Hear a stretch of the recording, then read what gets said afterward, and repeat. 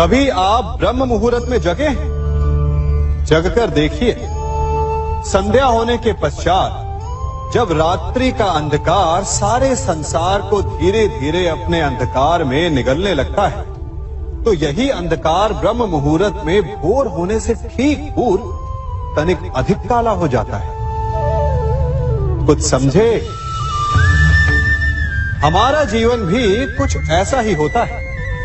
जब हमारे जीवन की समस्याएं अपने अंत पर होती है, तो यही समस्याएं एक भीषण रूप लेकर हमारे समक्ष प्रस्तुत हो जाती है और ऐसे परिस्थिति में अधिकतर लोग हार मान जाते हैं, भय खा जाते हैं। परंतु यदि आप हार न माने, भय न खाएं, दृढ़ रहें, निरंतर आगे बढ़ते रहें, तो प्रकाश के रूप में हमारा स्वागत करने के लिए सूर्य उदय सदा हमारे समक्ष प्रस्तुत रहेगा। आपने बरगद के वृक्ष को देखा है? जितना विशाल उतना दृढ़। पतझड़ में वो सूख जाते हैं, परंतु दुर्बल नहीं होते, टूटकर गिरते नहीं। और उसके विपरीत दलदल में उपजे वृक्षों को देखिए, वो दिखने में तो बड़े होते हैं, पतझड़ आए या शीत सदा हरे भरे होते हैं, परंतु इतने दुर्बल होते हैं कि जलधारा के हल्के से वेग से वो गिर जाते हैं। परंतु ऐसा क्यों होता है? कारण है जड़ें। जिसकी जड़ें दृढ़ भूमि में है, वो हर चक्रवात, हर ऋतुओं को सह लेता है। और जिसकी जड़ें दलदल में है, वो स्वयं की जड़ों को दुर्बल बना लेता है। कुछ ऐसा ही मनुष्य भी होता है, जो अधर्म, कुकर्म और असत्य की धरा पर उपजा है। वो समय की एक मार भी नहीं सह पाता। और जो मनुष्य सत्य, धर्म की धरा पर उपजा है, वो हर समस्या से अविचलित हो जाता है। अब आप पर निर्भर करता है कि आप क्या बनना चाहते हैं।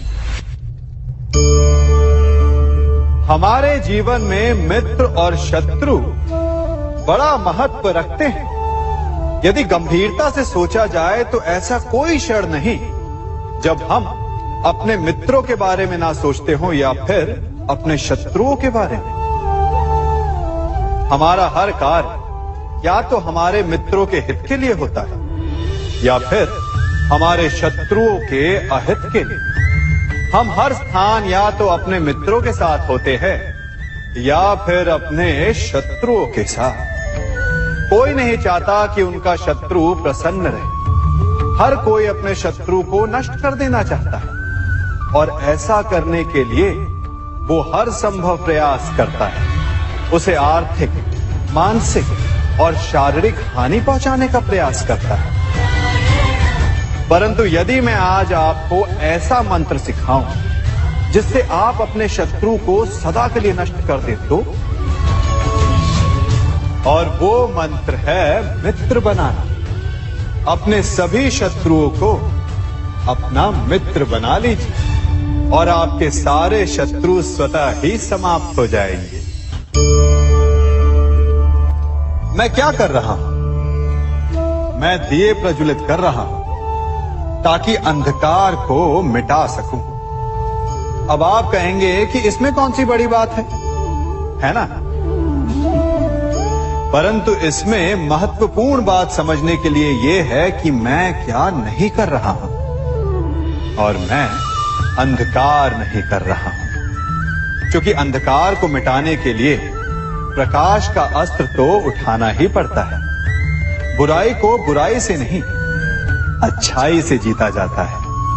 अन्याय को अन्याय से नहीं, न्याय से लड़ा जाता है। क्रोध को क्रोध से नहीं, क्षमा का साथ लेना होता है। ठीक उसी प्रकार एक लोहा लोहे को काटता है, परंतु एक ठंडा लोहा ही गर्म लोहे को काट सकता है। इसलिए यदि आपको अपने जीवन में विजयी होना है तो अपने शस्त्रों को, अपने अस्त्रों को सोच समझ कर उठाइए, क्योंकि एक अनुचित सोच परिणाम पर भारी प्रभाव डाल सकती है। आप सब सोच रहे होंगे कि ये क्या मैं करने लगा। मैं इस पौधे को जड़ से उखाड़ रहा हूं।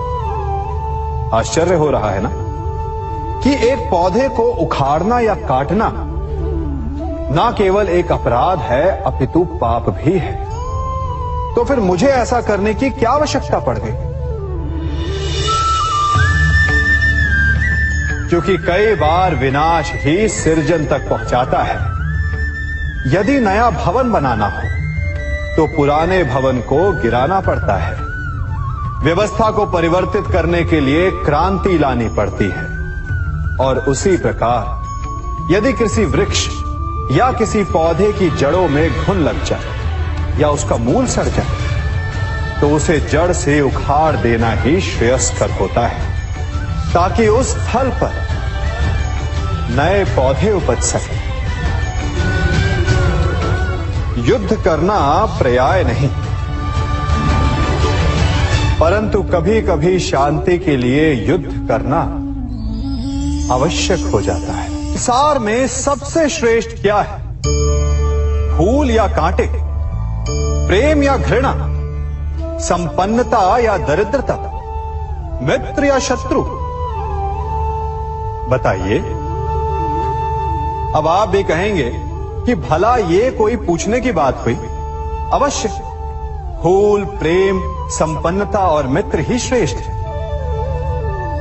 परंतु क्या आपने अपने जीवन में कभी सोचा है कि हर एक भाव, हर एक वस्तु, हर एक घटना का एक गुण धर्म होता है?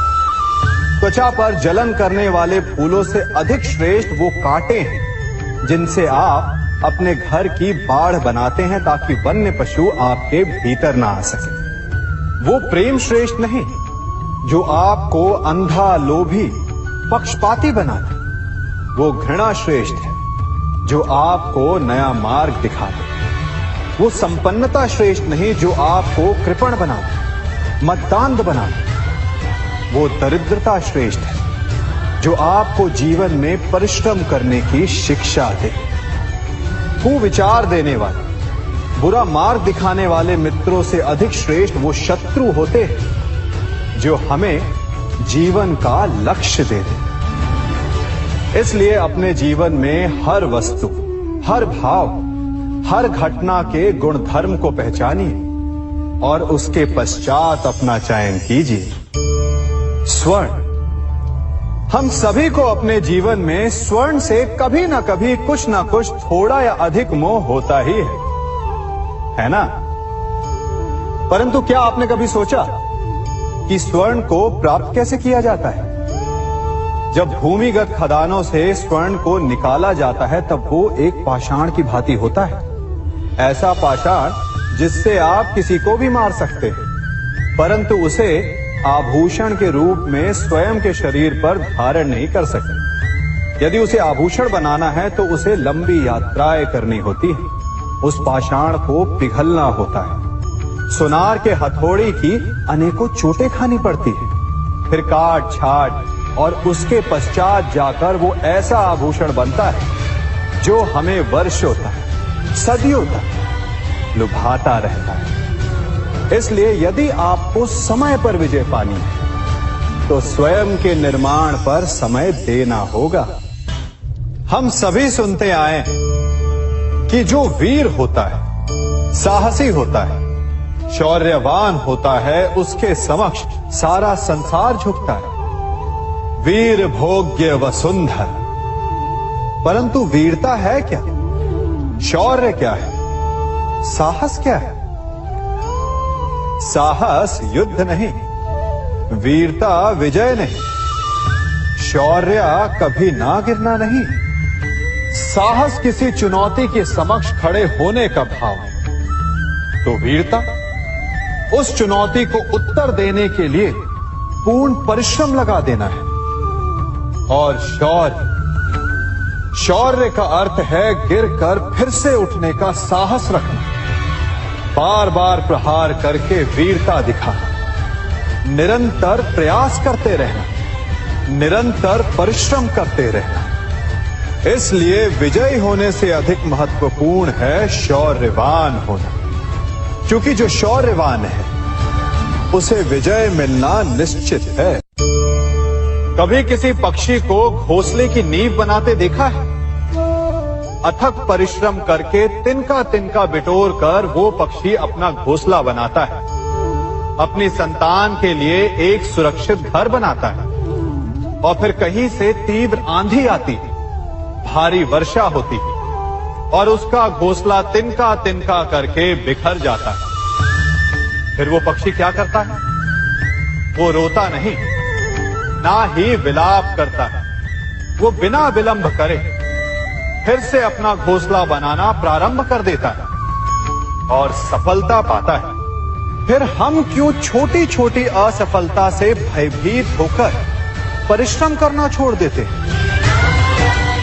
एक बात सदा स्मरण रखिएगा, हर वृक्ष कुल्हाड़ी की एक मार से नीचे नहीं गिरता, हर चट्टान घन के एक प्रहार से नहीं टूटती।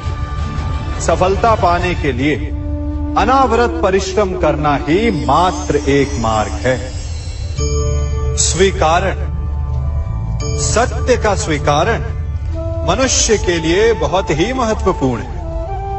जब तक मनुष्य सत्य को स्वीकार नहीं करता, उसे असत्य से लड़ने की शक्ति प्राप्त नहीं होती। जब आप भोजन करते हैं तो क्या होता है? आपका पेट स्वीकारता है कि वो भर चुका है और आप भोजन करना बंद कर देते हैं। जब आपको निद्रा आती है तो क्या होता है? आपका मन स्वीकारता है कि आपका शरीर थक चुका है और उसे विश्राम की आवश्यकता है। उसी प्रकार जब आपको किसी व्यसन को रोकना हो तो आपको स्वीकारना पड़ता है कि बहुत हो चुका, चाहे वो लालच हो या मदिरापान। उस व्यसन का त्यागना तभी प्रारंभ होता है जब आप ये स्वीकार कर लेते हैं कि आप उस व्यसन के बंधक हैं। हम में से ऐसा कोई नहीं जिनकी परछाई उनसे दूर रहती। हमारी परछाई सदैव हमारे साथ रहती है। कदाचित हमारी परछाई हमारे कर्मों के फलों का संकेत है। कदाचित इसी कारण कई बार हमें अपनी परछाई से भय भी लगता है, परंतु इस भय से निवारण पाने का एक साधन अवश्य है। वो है सूर्य की ओर मुख करना या किसी प्रकाश के स्रोत की ओर मुख करना, क्योंकि तब हमें हमारी परछाई दिखाई नहीं देती। यदि इसे जीवन के संदर्भ में देखें तो ये प्रकाश का स्रोत शुभ कर्मों की चेतना है। यदि आपके मन में शुभ कर्म करने की इच्छा है तो आपको कभी भी अपने कर्मों के फल का भय नहीं होगा, क्योंकि यदि आपका मन शुद्ध होगा तो आपके कर्म शुद्ध होंगे और शुद्ध कर्मों का फल कभी अशुद्ध नहीं हो सकता। आज मैं आप सबको एक कथा सुनाता हूं। एक दिन प्रातः एक व्यापारी अपने घर से निकला।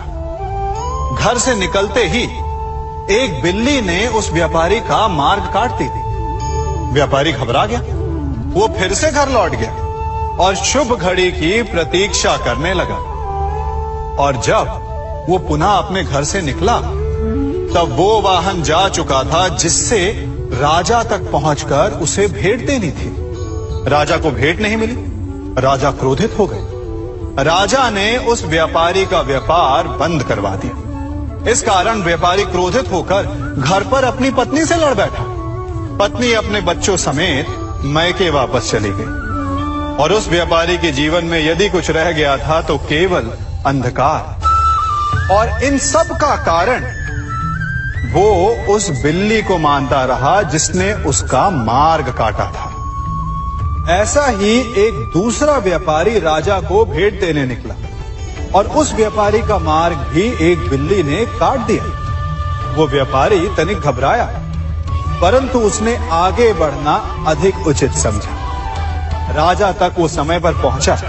उसने राजा को भेंट दी। राजा प्रसन्न हुए और राजा ने व्यापारी को अपना व्यापार बढ़ाने की अनुमति दी। स्वर्ण आभूषण दी। जब व्यापारी घर पर पहुंचा तो पत्नी को आभूषण और अपने बच्चों को देने के लिए वस्त्र थे उसके पास। हर ओर प्रसन्नता थी। समझ रहे हैं ना, दोनों के साथ एक ही प्रकार की घटना हुई, परंतु दोनों की प्रतिक्रिया भिन्न थी। ऐसा ही हमारा जीवन भी है।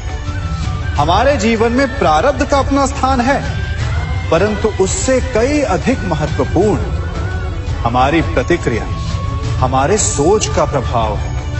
क्योंकि यही हमारे जीवन को आकार देते हैं। इसलिए अपनी सोच को सकारात्मक रखिए।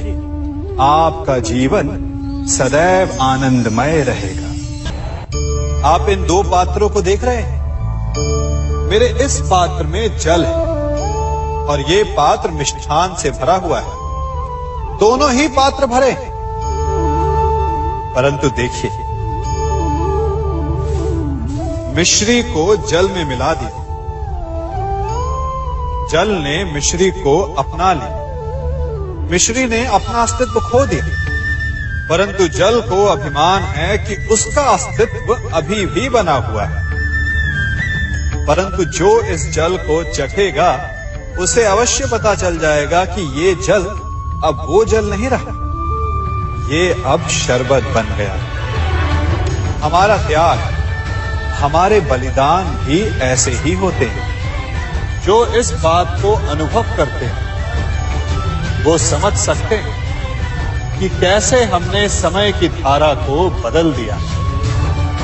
जो बलिदान देते हैं उनका अस्तित्व कभी नष्ट नहीं होता, अपितु उनका बलिदान संसार में कुछ ना कुछ परिवर्तन अवश्य लाता है।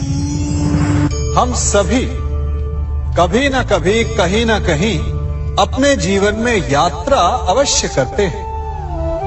हमारी यात्रा में कभी पक्के रास्ते आते हैं तो कभी कच्चे रास्ते। पक्के रास्ते मनुष्य बनाता है और कच्चे रास्ते जानते हैं कैसे बनते हैं?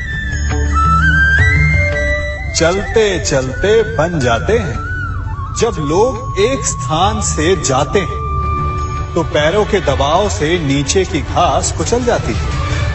बार बार उस मार्ग से जाने से धीरे धीरे मार्ग स्वतः ही बन जाता है। और यही जीवन है, यही नियति है। जब आपके जीवन में आपको मार्ग ना मिले तो रुकिए नहीं, आगे बढ़ते रहिए और आपके पैरों के दबाव से मार्ग स्वतः ही बन जाएगा। हम सभी अपने जीवन में सफलता चाहते हैं, है ना? उसके लिए हम रात दिन परिश्रम करते हैं, कड़ी मेहनत करते हैं, परंतु फिर भी असफल हो जाते हैं। परंतु ऐसा क्यों होता है? कभी सोचा आप सबने? क्योंकि सफलता पाने का मंत्र बड़ा कठिन नहीं, बड़ा सरल है। उचित विचार, उचित समय, उचित स्थान पर उचित प्रहार। जब आपके विचार, समय, स्थान और प्रहार यानी परिश्रम उचित है तो सफलता आप ही को मिलेगी। जिस प्रकार एक लोहार लोहे से कुछ बनाते समय उस लोहे के सही ताप तक के आने की प्रतीक्षा करता है और समय आने पर उचित स्थान पर पर्याप्त बल से प्रहार करता है और लोहा आकार ले लेता है, ठीक उसी प्रकार आपकी सफलता भी आकार लेती है। हम सभी को अपने जीवन में कभी ना कभी निराशा मिलती है, असफलता मिलती है और अधिकतर लोग इसके पश्चात भाग्य का रोना लेकर बैठ जाते हैं। कुछ कहते हैं कि जिस स्थान पर मैं हूं उससे कई ऊंचे स्थान पर होने के योग्य था, परंतु नहीं जा पाया। किसी को पीड़ा है कि उसे जो मिलना चाहिए था वो उसे नहीं मिला। भाग्य ही बुरा था। भाग्य क्या होता है? भाग्य वन में खिला पुष्प देवताओं को चढ़ाया जाएगा, या किसी सुंदरी की वेणी में वो सजेगा, या फिर उसे कुचल कर उत्पाद बना दिया जाएगा। ये सब एक पुष्प के नियंत्रण में नहीं होता, परंतु जब तक उस पुष्प का अस्तित्व है, सुगंध बिखेरना उसके वश में अवश्य है। परंतु भाग्य हमारे वश में नहीं, और जो हमारे वश में नहीं उसके लिए दुखी होने से क्या होगा। कर्म पर वश है, वो कीजिए और धीरे धीरे भाग्य आपके वश में आ जाएगा, क्योंकि कर्म ही प्रधान है। मनुष्य की सबसे बड़ी दुर्बलता क्या होती है? सोचिए। धन, प्रेम, अहंकार। मनुष्य की सबसे बड़ी दुर्बलता होती है उसके रहस्य। चाहे आप कितने भी शक्तिशाली क्यों ना हो, कितने भी प्रबल क्यों ना हो, परंतु उसके रहस्य उसके नाश की चाबी होती है। इसलिए यदि प्रबल रहना है, शक्तिशाली रहना है, समर्थ रहना है, तो अपने रहस्य को किसी को भी ना बताए, ना मित्र को और ना ही शत्रु को, क्योंकि समय पड़ने पर कब कौन शत्रु हो जाए ऐसा कहना संभव नहीं। विभीषण को रावण के अमृत कुंड का ज्ञात था, इसीलिए प्रभु श्री राम रावण का वध करने में सफल हो सके। इसलिए उचित यही है कि आप अपने रहस्य को स्वयं तक ही सीमित रखें। मनुष्य का मन बड़ा विचित्र होता है, कल्पना में ही विकास करता है, संपन्न भविष्य का स्वप्न देखता है और कल्पना में ही जो नहीं हुआ उससे भय खाता है। और यही भय मनुष्य का सबसे बड़ा शत्रु है। हमारे भविष्य के मार्ग में, हमारे आनंद के मार्ग में सबसे बड़ी बाधा है। अब आप लोग मुझसे पूछेंगे कि इसका तोड़ क्या है, भय से मुक्ति कैसे पाई जाए? तो ये प्रश्न आप स्वयं से पूछिए। तनिक सोचिए, जब आप एक सुंदर भविष्य की कामना करते हैं तो उसे पाने के लिए आप परिश्रम करते हैं ना। ठीक उसी प्रकार भय से मुक्ति पाने के लिए आप उससे लड़ जाएं और उसका निवारण आपको स्वतः ही मिल जाएगा। इसलिए जब भी भय आपको सताए तो उससे भागे नहीं, उससे घबराए नहीं, क्योंकि भय का काम ही होता है आपको भयभीत करना। इसलिए जब भी भय आप पर आक्रमण करे तो आप भी उस पर पहले ही आक्रमण कर दें। हम सब मित्रों के साथ रहना चाहते हैं, शत्रुओं से दूर रहना चाहते हैं। क्यों? क्योंकि हमें जीवन में आनंद पाना है, जीवन में आगे बढ़ना है, स्वयं को संपन्न देखना है। और यदि किसी से भी आप पूछेंगे कि जीवन में सफलता पाने के लिए सबसे अधिक आवश्यकता किसकी होती है, तो हर एक आपको लगभग एक ही उत्तर देगा। सफलता प्राप्त करने के लिए आपको सच्चे मित्रों की आवश्यकता होती है। परंतु यदि आपको और अधिक सफल होना है तो आपको केवल मित्रों की नहीं, शत्रु की अधिक आवश्यकता है। अब आप कहेंगे, ये मैंने कैसी बात कर दी? तनिक स्वयं सोचिए। जब भी संकट आता है तो मित्र क्या करते हैं? आपकी सहायता करने के लिए आपके साथ खड़े हो जाते हैं, और संकट के समय में शत्रु और बड़ा संकट बनकर हमारे समक्ष खड़े हो जाते हैं। मित्र हमें सहायता देते हैं, अपनी शक्ति देते हैं, परंतु शत्रु आपके भीतर छिपी शक्ति को बाहर लाता है, आपको और अधिक बलवान बनाता है। संगति या साथ, मित्र और साथी मनुष्य के व्यक्तित्व के लिए सबसे महत्वपूर्ण होते हैं। अब आप कहेंगे, ये कैसे? मनुष्य अवश्य अपने व्यक्तित्व के लिए उत्तरदायी होता है, परंतु मनुष्य संगति में ना चाहते हुए भी उसका व्यक्तित्व संगत की भांति हो जाता है। इन पात्रों को देख रहे हैं? मध्य में जल रखा है, इसमें दूध है और इसमें मलिन कीचड़ रखा है। यदि मैं इस जल को इस दूध में मिलाता हूं तो ये जल दूध बन जाता है, और यदि इसी जल को इस मलिन कीचड़ में मिलाता हूं तो क्या हुआ? ये जल कीचड़ बन गया। ऐसी कोई युक्ति नहीं कि जल बिना घुले मिले दूध या कीचड़ में अपना अस्तित्व बनाए रखे या उनसे अलग रहे। और ठीक ऐसा ही मनुष्य के जीवन में भी होता है। यदि एक गुणहीन व्यक्ति गुणवानों की संगत में बैठे तो उसे भी गुणवान समझा जाता है, सम्मान का पात्र समझा जाता है। और यदि एक गुणवान व्यक्ति गुणहीनों की संगत में बैठे तो उसे भी तिरस्कार मिलता है। इसलिए अपने जीवन में सदैव संगति सोच समझकर सावधानी से चुनिएगा। कभी खेत में किसी किसान को खेती करते देखा है? वो उसे सींचता है, उसे जोतता है, पशु पक्षियों से खेत की फसल की रक्षा करता है। परंतु एक बात का वो सबसे विशेष ध्यान रखता है कि कहीं खेत में खरपतवार ना उग जाए, क्योंकि एक खरपतवार खेत की सारी फसल को नष्ट कर सकती है। ठीक उसी प्रकार यदि वंश की कोई संतान खोटी निकल जाती है तो वो समूचे वंश का सर्वनाश कर देती है।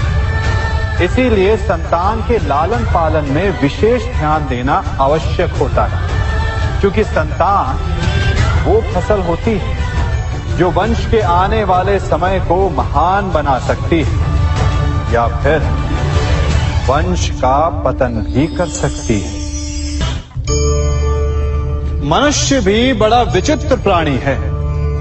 अपनों से नीचे के स्तर के लोगों को वो हे दृष्टि से देखता है, उनका उपहास उड़ाता है, उनसे बार बार कहता है कि तुम्हारा कुछ नहीं हो सकता, तुम भविष्य में कुछ नहीं कर पाओगे।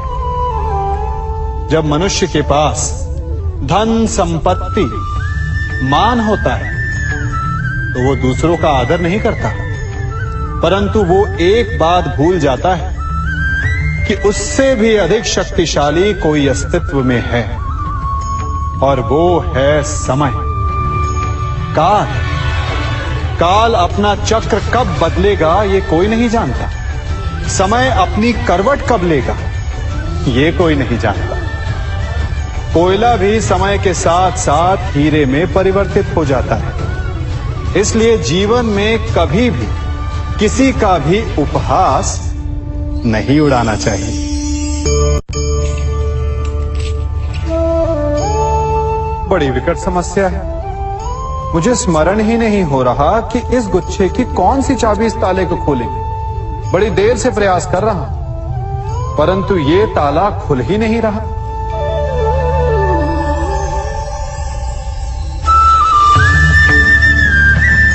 ऐसी परिस्थिति में आप क्या करेंगे? अधिकतर लोग ऐसी परिस्थिति में अपनी आशा खो बैठते हैं। उन्हें लगता है कि चाबी खो गई। वो तिलमिला जाते हैं, क्रोधित हो उठते हैं। परंतु उस समय धैर्य रखें तो गुच्छे की अंतिम चाबी ताला खोल सकती है। कुल्हाड़ी का अंतिम प्रहार वृक्ष को काट के गिरा देता है, परंतु क्या सत्य में कुल्हाड़ी का अंतिम प्रहार वृक्ष को काट के गिरा देता है? आपको आपका लक्ष्य दिला देता है? नहीं। आपका निरंतर प्रयत्न ही आपको सफलता दिलाता है। जब आपका मन निराश है तो अपने कार्य में दुगनी उत्साह से जुट जाए, क्योंकि अनावरत बहता जल ही कठोर चट्टान को काट सकता है। सफलता का मूल है परिश्रम, प्रयास और आशा। मनुष्य का जीवन ऋतुओं के समान होता है। आज ग्रीष्म तो कल वर्षा, परसों शीत तनिक संकट आया तो हम संयम खो बैठते हैं, तनिक ऋतु बदली तो हम अधीर हो जाते हैं। अपने आक्रोश में, अपने क्रोध में हम उनसे ही संबंध बिगाड़ लेते हैं जो हमारे अपने होते हैं। क्यों ऐसा होता है ना? हमें लगता है कि हमारे अपने फिर से मना लेंगे, परंतु स्मरण रखिए, सदा ऐसा करना संभव नहीं होता। सागर की उछलती लहरों को तट सहता है, और यदि तट ही टूट जाए तो बाढ़ आ जाती है। हमारे संबंध भी दूध की भांति होते हैं।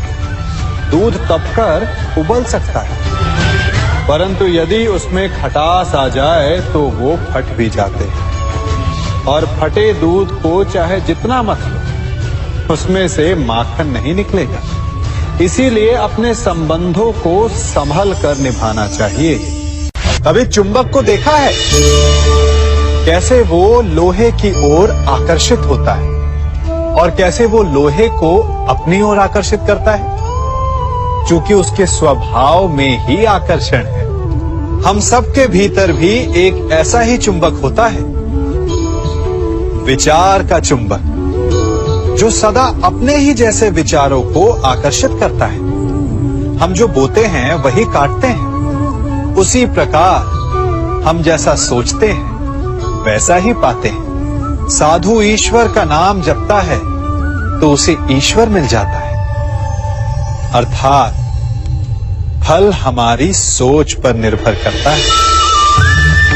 ओस की बूंद यदि केले के पत्ते पर गिरे तो वो कपूर बन जाती है, सीप में गिरे तो मोती, और यदि विषधर के मुख में गिरे तो विष। बूंद एक है, परंतु उसके प्रारब्ध भिन्न है, क्योंकि उसे आकर्षित करने वालों का व्यवहार भिन्न है। इसलिए यह आप पर निर्भर करता है कि आपको भविष्य में विष चाहिए या अमृत। स्मरण रखें, हम वही बन जाते हैं जैसा हम सोचते हैं, जैसा विश्वास रखते हैं। यह आपका विश्वास ही है जो ये निर्धारित करेगा कि आपको विष मिलेगा या अमृत। इसलिए अपनी सोच को सुदृढ़ रखिए, सकारात्मक रखिए, और फल भी सकारात्मक ही आएगा। जब से ये सृष्टि बनी है, नदी की धारा और चट्टान के मध्य सदा संघर्ष रहा है, परंतु हर बार चट्टान की कठोरता को हारना पड़ता है, और नदी की धारा कोमल होते हुए भी कठोर चट्टान को काट देती है। कभी सोचा है क्यों चट्टान इतनी कठोर और जल इतना कोमल, चट्टान इतनी दृढ़ और जल इतना लचीला, फिर भी सदा जल कठोर चट्टानों के मध्य से अपना मार्ग बना ही लेती है? कारण केवल एक है, और वो है लगातार चलने की क्षमता। जल बढ़ता रहता है, चट्टान अडिग रहती है। इसी कारण जल चट्टान को काटकर मार्ग बना लेता है। इसलिए लगातार चलते रहिए, रुकिए मत, क्योंकि चट्टान जैसी हर समस्या को आप भी जल की तरह काट सकते हैं। इस फल को देख रहे हैं आप? अभी अभी अपनी डाल से अलग हुआ है। बड़ा दुख होता है ना जब आप अपने उद्गम से अलग होते हैं, परंतु ये दूरी भी आवश्यक है। अब इस फल को ही ले लीजिए। अपने जीवनदाता वृक्ष से अलग होकर ये ना केवल किसी की भूख शांत करेगा, अपितु इसके भीतर के बीज से एक नए वृक्ष का सृजन भी होगा और कई फल जन्मेंगे। सृजन की प्रतिक्रिया में पीड़ा आवश्यक है। यदि पीड़ा नहीं होगी तो सृजन नहीं होगा। पीड़ा अपने उद्गम से दूर होने, पीड़ा अपनों से दूर होने। इस फल की भांति हम मनुष्यों को भी अपने उद्गम से, अपने सगे संबंधियों से अलग होना पड़ता है और यही अलगाव एक नए सृजन को, एक नई सृष्टि को, एक नए विकास को जन्म देता है। इसलिए ऐसे अलगाव से दुखी मत होइए, उसका स्वागत कीजिए, क्योंकि ये विकास की नींव है। अपराध वो भावना है जिसके कारण संसार में सदा दुख ही व्याप्त रहता है। हम सब अपराधियों से घृणा करते हैं, उन्हें कोसते हैं, परंतु क्या कभी विचार किया है कि कोई भी जन्म से अपराधी नहीं होता? तो ऐसा क्या कारण है कि कोई इतना बुरा बन जाता है कि वो बुराई की सीमाएं ही पार कर जाए? कारण है कामना। यदि कामना पर नियंत्रण ना रखा जाए, यदि कामना को पूर्ण करने के लिए परिश्रम ना किया जाए, तो वो तृष्णा में बदल जाती है और तृष्णा लालच में, और लालच छल में, और छल करते ही मनुष्य अपराध की ओर अपने पग बढ़ा देता है। इसलिए ये अत्यंत आवश्यक है कि मन की कामनाओं पर नियंत्रण रहे। यदि मन पर नियंत्रण रहेगा तो अपराध पर स्वयं ही नियंत्रण हो जाएगा। हम सबका मन करता है कि हम जीवन में ऐसे शिखर पर पहुंचे जहां हमसे ऊपर कोई ना हो, जहां हमें कुछ करने की आवश्यकता ना पड़े, है ना? कुछ लोग इस शिखर पर पहुंच भी जाते हैं, परंतु उनका मन सदा विचलित रहता है। इतनी मनोरंजक बात है ना कि जिस विश्राम को पाने के लिए हम इतनी मेहनत करते हैं, इतना परिश्रम करते हैं, वो हमें मिलता ही नहीं। कारण स्वयं सोचिए, वन का राजा होने के पश्चात भी सिंह को अखेट के लिए परिश्रम क्यों करना पड़ता है? सोचिए। मैं बताता हूं, क्योंकि राजा होने का अर्थ ये नहीं कि वो सदा सोता रहे और मृग स्वयं उसके समक्ष आकर कहेगा कि आइए महाराज, मुझे खाकर अपनी भूख मिटाइए। तो समझ लीजिए, कार्य आपके परिश्रम से संपन्न होते हैं, केवल कामना से नहीं। यदि आप नीचे हैं तो सदा स्मरण रखें कि आपका परिश्रम ही आपको ऊंचाइयों पर ले जाएगा, और यदि आप ऊंचाई पर हैं तो वहां पर भी रहने के लिए आपको निरंतर परिश्रम करते रहना होगा। अर्थात परिश्रम से मुक्ति नहीं है, क्योंकि परिश्रम ही जीवन है। सबसे अधिक महत्वपूर्ण क्या है? जीवन, या जो जीवन में पाया, यात्रा, या यात्रा पूर्ण करने के बाद पाया गया लक्ष्य, कर्म या उसके फल? बहुत ही महत्वपूर्ण परंतु विकट प्रश्न है ना? परंतु तनिक धीरज से सोचेंगे तो इसका उत्तर अधिक कठिन नहीं है। यदि जीवन यात्रा है तो उसका लक्ष्य क्या होना चाहिए? स्वयं सोचिए। मान, संतान, धन? नहीं ना। अंतिम लक्ष्य है परम आनंद, और ये अचानक से नहीं मिलता।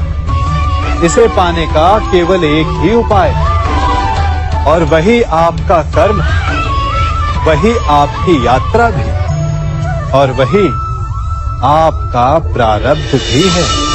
और आपको कौन बताता है कि आपके लिए सही क्या है?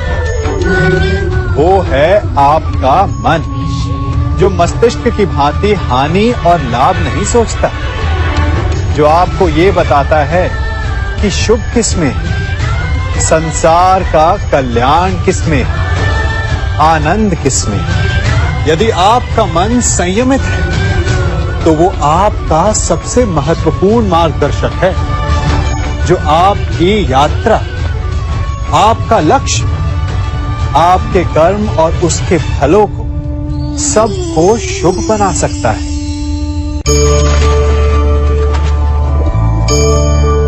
इन पक्षियों को देख रहे हैं आप? इनका उड़ना वायु में इतना संतुलन मुक्त कर देता है ना? इन्हें उड़ते देख आपके मन में भी इच्छा होती होगी कि इन्हीं की भांति आप भी स्वतंत्रता से उड़ पाएं। ईर्ष्या होती है ना जब आप इन्हें खुले आकाश में ऐसे विचरण करते देखते हैं। पर कभी सोचा है इस उड़ान को, इस स्वतंत्रता को पाने के लिए कितना परिश्रम, कितना अभ्यास किया होगा इन्होंने? आकाश में उड़ने से पूर्व धरती पर कितना गहन परिश्रम किया होगा इन्होंने। इनके माता पिता ने पहली बार जब इन्हें पंख फड़फड़ाने को उकसाया होगा तो कितनी बार घिरे होंगे। पहली बार वायु में उड़ते समय कितना भय लगा होगा इन्हें। अपनी पहली उड़ान के पश्चात धरती पर उतरते समय गिरकर कितनी चोट खाई होगी। इस उड़ान का, इस स्वतंत्र। हेलो दोस्तों, वीडियो अच्छा लगा हो चैनल को सब्सक्राइब करें, लाइक करें, शेयर करें, ज़्यादा से ज़्यादा शेयर करें। कमेंट में जय श्री कृष्णा, राधे राधे जरूर लिखना ना भूलें। जय श्री कृष्णा, जय श्री राम।